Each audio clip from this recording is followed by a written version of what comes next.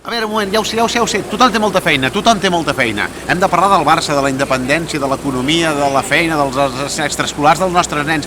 Un minut, només us demanem un minut. Un minut de la teva vida per intentar reflexionar amb tots aquests milers de refugiats que han d'arribar a casa nostra i que els nostres governs no acaben d'encarrilar-ho. Un minut per la vergonya, un minut de silenci. Vine dimecres que ve al teu ajuntament, a davant del teu municipi, a l'Ajuntament de Barcelona, a la plaça Sant Jaume.